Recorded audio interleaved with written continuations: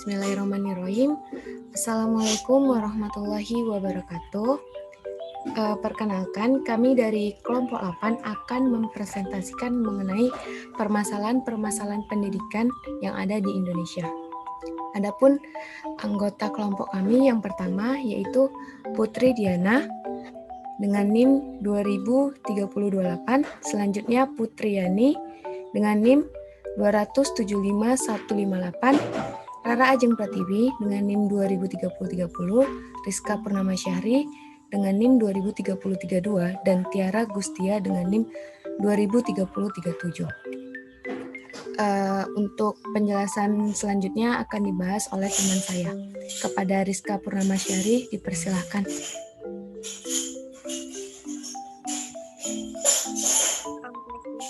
Di sini kami akan menjelaskan tentang permasalahan-permasalahan dalam dunia pendidikan, yaitu yang pertama, pemerataan. Masalah pemerataan pendidikan adalah persoalan bagaimana sistem pendidikan dapat menyediakan kesempatan yang seluas-luasnya kepada seluruh warga negara untuk memperoleh pendidikan, sehingga pendidikan itu menjadi wahana bagi pembangunan sumber daya manusia untuk menunjang pembangunan. Pada awalnya, di tanah air kita, pemerataan pendidikan telah dinyatakan di dalam Undang-Undang Nomor 4 Tahun 1950 sebagai dasar-dasar pendidikan dengan pengajaran di sekolah. Pada bab 11 pasal 17 yang berbunyi, tiap-tiap warga negara Republik Indonesia mempunyai hak yang sama untuk diterima menjadi murid suatu sekolah jika syarat-syarat yang ditetapkan untuk pendidikan dan pengajaran pada sekolah itu terpenuhi.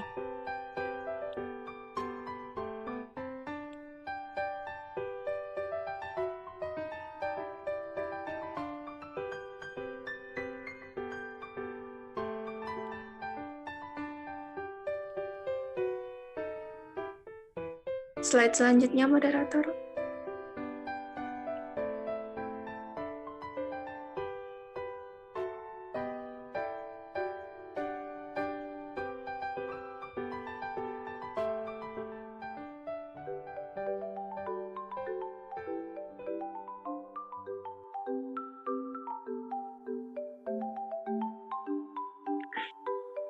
Pemecahan permasalahan pemeranan pendidikan ditempuh dengan dua cara, yaitu yang pertama cara konvensional, yaitu yang pertama membangun gedung sekolah seperti SD Impers atau ruangan belajar.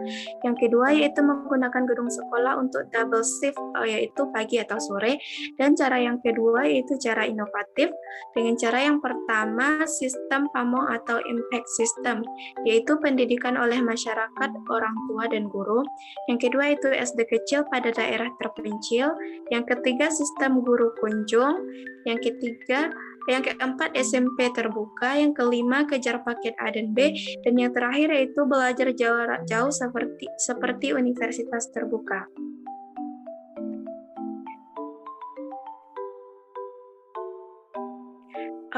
Selanjutnya yang B yaitu kuantitas. Kuantitas yaitu masalah yang menyangkut banyak murid yang harus ditampung di dalam sistem pendidikan atau dalam sebuah sekolah. Masalah ini timbul karena calon murid yang tidak tertampung di suatu sekolah karena terbatasnya daya tampung. Kesempatan memperoleh pendidikan masih terbatas pada tingkat sekolah dasar. Permasalahan ini mencuat terutama di SD pada tahun-tahun lampau. Tetapi saat ini masalah itu sudah bisa diatasi. Sisa permasalahannya adalah pada anak-anak yang tinggal di daerah terpencil. Diharapkannya atau ideal pendidikan nasional dapat menyediakan kesempatan yang seluas-luasnya bagi seluruh warga Indonesia untuk memperoleh pendidikan. Kenyataan atau realitanya, masih banyak warga negara, khususnya warga usia sekolah, tidak tertampung di lembaga pendidikan atau sekolah yang ada. Sumber statistik pendidik yang bersumber dari statistik pendidikan daerah dan nasional. Permasalahannya ialah bagaimana sistem pendidikan dikelola sehingga dapat menyediakan kesempatan yang seluas-luasnya bagi seluruh warga negara Indonesia untuk memperoleh pendidikan. Saya kembalikan kepada moderator. Baik, terima kasih kepada Rizka Purnama Syahri. Selanjutnya materi selanjutnya akan dijelaskan oleh Putri Yani. Kepada Putri Yani dipersilakan. Selanjutnya, kualitas. Kualitas pendidikan umumnya dilihat dari hasil atau output pendidikan itu sendiri. Kriteria untuk hasil ini adalah kadar ketercapaian tujuan pendidikan itu sendiri. Kadar ketercapaian tujuan ini dapat dilihat dari hierarki tujuan terkecil, yaitu tujuan pembelajaran khusus atau TKP, indikator pencapaian hasil belajar. Kualitas ketercapaian TKP atau indikator selanjutnya dapat menggambarkan ketercapaian tujuan pembelajaran umum atau TPU. Kompetensi dasar.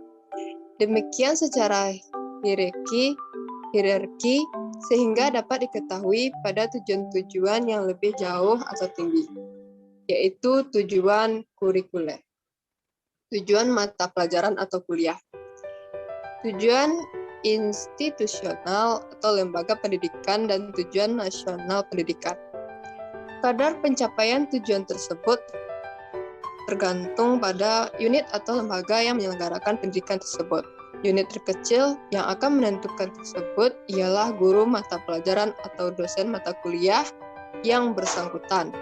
Memang, kadar ketercapaian tujuan tersebut sukar ditetapkan secara eksak atau pasti karena alat ukur keberhasilan seorang anak di sekolah belum ada yang kaku atau standar.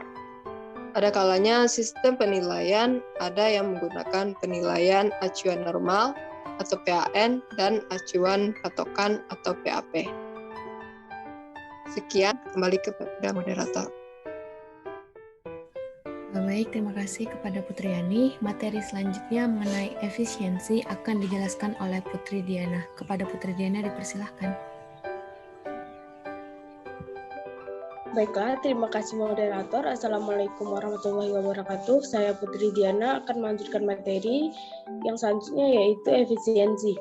Pada hakikatnya, masa efisiensi adalah masa pengelolaan pendidikan, terutama dalam pemanfaatan dana dan sumber daya manusia. Efisiensi artinya dengan menggunakan tenaga dan biaya sekecil-kecilnya dapat diperoleh hasil yang sebesar-besarnya. Jadi, sistem pendidikan yang efisiensi ialah dengan tenaga dan dana yang terbatas dapat dihasilkan sejumlah besar lulusan yang berkualitas tinggi. Oleh sebab itu, keterpaduan pengelolaan pendidikan harus tampak di antara semua unsur dan unit, baik antar sekolah negeri maupun swasta. Pendidikan sekolah maupun luar sekolah antara lain lembaga dan unit jajaran Departemen Pendidikan dan Kebudayaan. Para ahli banyak mengatakan bahwa sistem pendidikan sekarang kurang efisien. Hal ini tampak dari banyaknya anak yang drop out, banyak anak yang belum dapat pelayanan pendidikan, banyak anak yang tinggal kelas, dan kurang dapat pelayanan yang semestinya bagi anak-anak yang lemah maupun luar biasa cerdas dan jenius. Oleh karena itu, harus berusaha untuk menemukan cara agar pelaksanaan pendidikan agar lebih efisien. Baiklah, hanya sekian materi yang saya sampaikan. Saya kembalikan ke moderator.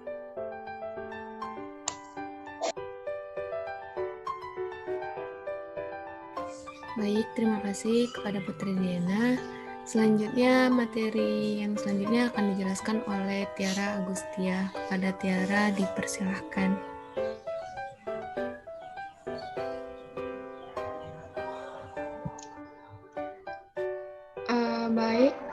Terima kasih moderator. Materi selanjutnya yaitu efektivitas. Masalah efektivitas pendidikan berkenaan dengan rasio antara tujuan pendidikan dengan hasil pendidikan atau output. Artinya, sejauh mana tingkat kesesuaian antara apa yang diharapkan dengan apa yang dihasilkan, baik dalam hal kuantitas maupun kualitas. Pendidikan merupakan proses yang bersifat teleologis, yaitu diarahkan pada tujuan tertentu, yaitu berupa kualifikasi ideal. Jika peserta didik telah menyelesaikan pendidikannya namun belum menunjukkannya kemampuan dan karakteristik sesuai dengan kualifikasi yang diharapkan, berarti ada masalah efektivitas pendidikan.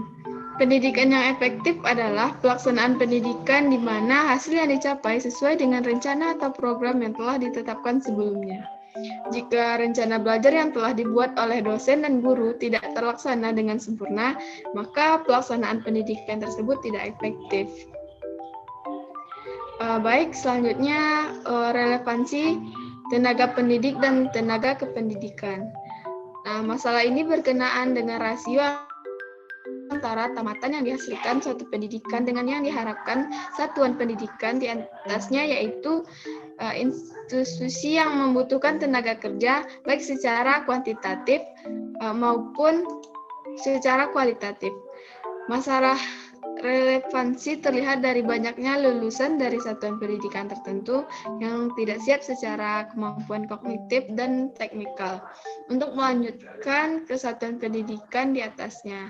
Masalah relevansi juga dapat diketahui dari banyaknya lulusan dari satuan pendidikan tertentu, yaitu sekolah kejuruan dan pendidikan tinggi yang belum atau bahkan tidak siap untuk bekerja. Masalah relevansi pendidikan mencakup sejauh mana sistem pendidikan dapat menghasilkan pengeluaran yang sesuai dengan kebutuhan pembangunan, yaitu masalah-masalah seperti yang digambarkan dalam rumusan tujuan pendidikan nasional. Baiklah, sekian penjelasan dari saya kembalikan kepada moderator. Terima kasih. Baik, terima kasih kepada Tiara Agustia. Dengan penjelasan dari Tiara Agustia, maka berakhir pula presentasi dari kelompok 8. Untuk itu, kami dari kelompok 8 mohon maaf apabila ada salah kata. Terima kasih dan Assalamualaikum warahmatullahi wabarakatuh. Waalaikumsalam. Waalaikumsalam warahmatullahi wabarakatuh.